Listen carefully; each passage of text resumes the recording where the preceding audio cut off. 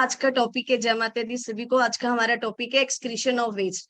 हमारी बॉडी में कोई भी प्रोसेस स्टार्ट होता है, कोई भी चीज हमारी बॉडी में जाती है तो उसका कुछ ना कुछ वेस्ट जरूर बचता है। उसका जो भी वेस्ट हमारी बॉडी में बचता है उसका बॉडी से बाहर निकलने का प्रोसेस ही एक्सक्रीशन है। अगर वो हमारी बॉडी में ही रहता है और बाहर नहीं निकलता है तो वो हमारी बॉडी के लिए बहुत बड़ा खतरा बन जाता है। जो हम एक नॉर्मल बात, छोटी सी बात हम कई बार समझ भी नहीं पाते और वही चीज आगे जाके बड़ी बड़ी बीमारियों का जड़ बन जाता है। तो अब ये जो वेस्ट है, हम चाहे सांस ले रहे हैं, हम खाना खा रहे हैं, पानी पी रहे हैं, कोई भी प्रोसेस हमारी बॉडी में कोई ब्रेकडाउन हो रहा है, कोई केमिकल रिएक्शन हो रही है, तो उससे जो भी रेसिड्यूल बचेगा, जो भी वेस्ट प्रोडक्ट बचेगा, वो हमारी बॉडी से बाहर निकलना चाहिए। अब वो निकलता किन किन रूट से है? हमारी बॉडी से कोई भी वेस्ट है उसके निकलने के चार मेन रूट्स है। या तो वो इंटेस्टाइन से निकलेगा एज ए सॉलिड फॉर्म में, क्योंकि हमारे डाइजेशन में जो हमने खाना खाया उसका रेजिड्यूल इंटेस्टाइन्स के थ्रू बाहर निकलेगा।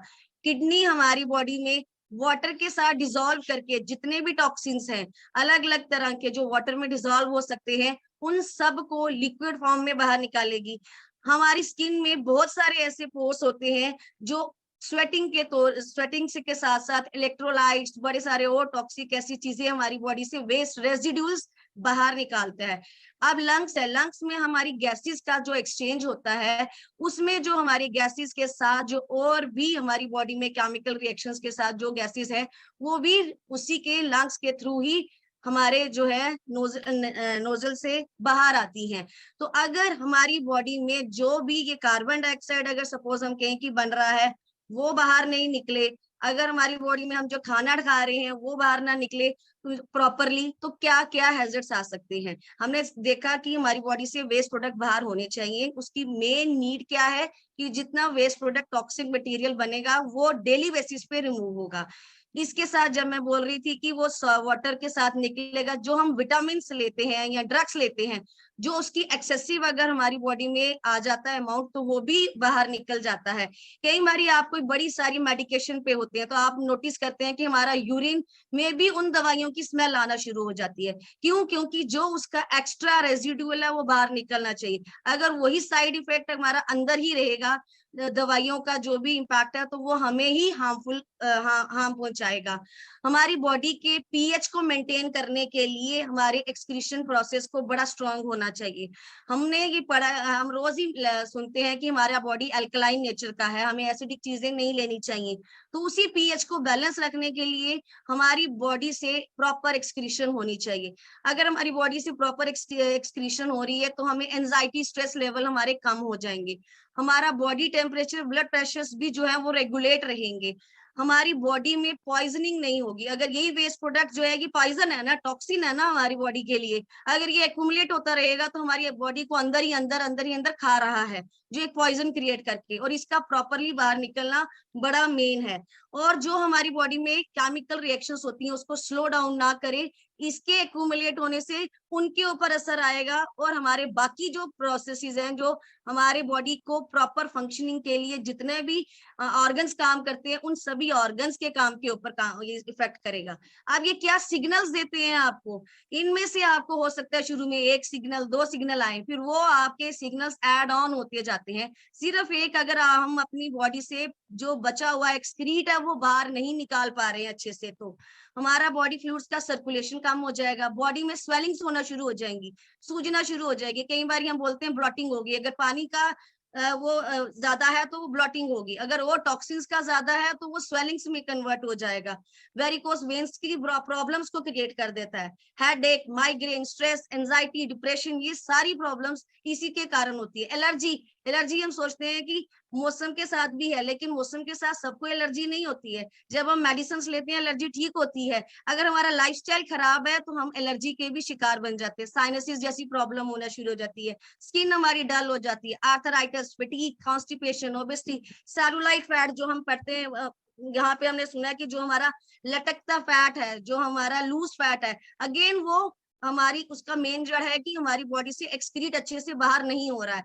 Digestion problem, respiratory problem, insomnia, gas जैसी सारी प्रॉब्लम्स हमें सिर्फ इसीलिए होती हैं कि अगर हमारा एक्सक्रीटरी फंक्शंस जो हैं वो प्रॉपर नहीं हो रहे हैं। अब इसको हम कैसे ओवरकम कर सकते हैं?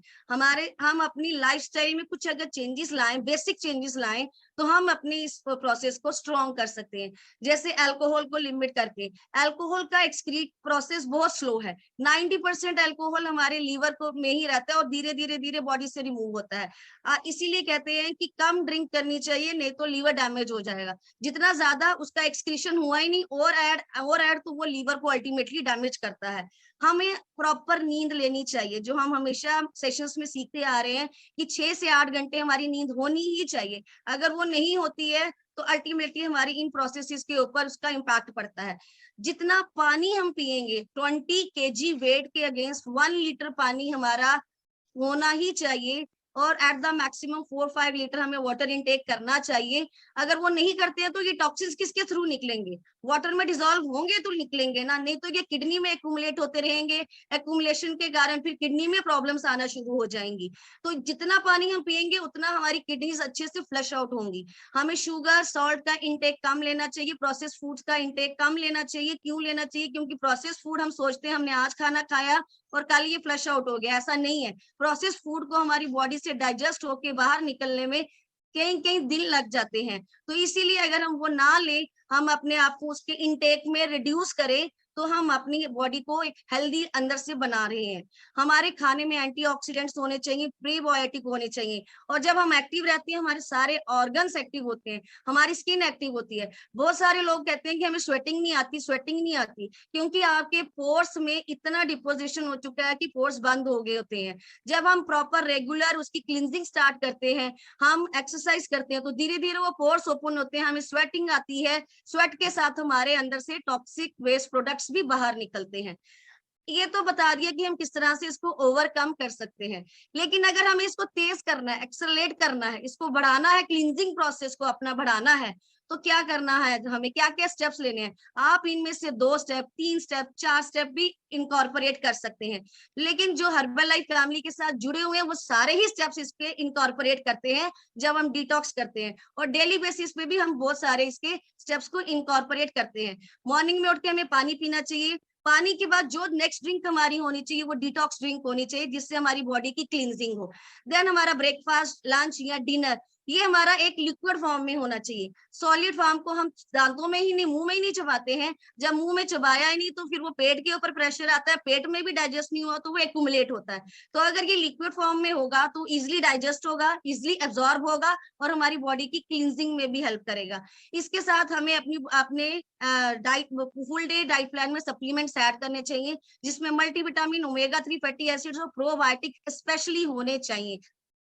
अगर हमारा स्नैक भी कोई ड्रिंक लिक्विड फॉर्म में हो तो इजिली एब्जॉर्ब होगा, रादर देन बर्गर शर्गर से। अगर हम कोई घर का फ्रूट जूस पी रहे हैं, घर का फ्रूट जूस, प्रोसेस्ड जूस नहीं कहूंगी मैं, फ्रूट फ्रेश जूस अगर हम पी रहे हैं, वो हमारी बॉडी को अगेन क्लींजिंग में हेल्प करता है। और इसके साथ, इन सभी डाइट के साथ अगर हम डिटॉक्स बाथ लेते हैं, जैसे सन बाथ लेते हैं, नीम वाले पानी से बाथ लेते हैं, तो वो हमारी स्किन के अगेन पोर्स को ओपन करने में हेल्प करता है। अब जितने लोग हमारे यहाँ साथ जुड़े हुए हैं वो सब जानते हैं कि हर्बल लाइफ न्यूट्रिशन में हम शेक लेते हैं तो वो लिक्विड फॉर्म में होता है। बेसिक हमारी जो 4 चीजें हैं, जब हम स्टार्ट करते हैं, बड़े सारे लोगों को मिरेकल, मैजिकल रिजल्ट्स आते हैं। 3-3 दिनों में 3-3 केजी कम होता है। क्यों कम होता है? क्योंकि हमारे अंदर से क्लींजिंग स्टार्ट होती है। क्या है उसमें? 1 टाइम शेक लेते हैं, हम डिटॉक्स ड्रिंक पीते हैं, और अपनी में सप्लीमेंट में सिर्फ एक मल्टी विटामिन ऐड करते हैं। तो जिनको जैसी टारगेटेड और प्रॉब्लम्स होती है, सबके लिए हमारे पास उनकी टारगेटेड प्रॉब्लम्स को सॉल्व करने के लिए न्यूट्रिशन है। और ये हमारा वर्ल्ड का नंबर 1 मील रिप्लेसमेंट है, वेट मैनेजमेंट है। क्यों? क्योंकि ये इजिली एब्जॉर्ब होता है, इजिली रिजल्ट दिखाता है, और आपकी बॉडी को क्लीन करता है। अब मैं एक बात बोलूंगी, जो नए लोग ज्वाइन करते हैं तो उनके रिजल्ट स्लो होते हैं। क्यों? क्योंकि एक पाइप के अंदर जब बहुत सारा गंद जमा हो जाता है तो हम उसको साफ करने के लिए केमिकल भी डालते हैं, रॉड से उसकी साइडों को खुरेदते हैं कि वो जो है पाइप साफ हो जाए। तो जब वो एक बार साफ हो गई, फिर हम उसमें खूब सारा पानी भी डालेंगे ना तो वो फ्लश आउट हो जाती है। वो पाइप हमेशा साफ रहती है, लेकिन अगर आप फिर जमा करना शुरू कर देंगे, फिर उसको रगड़ना पड़ेगा।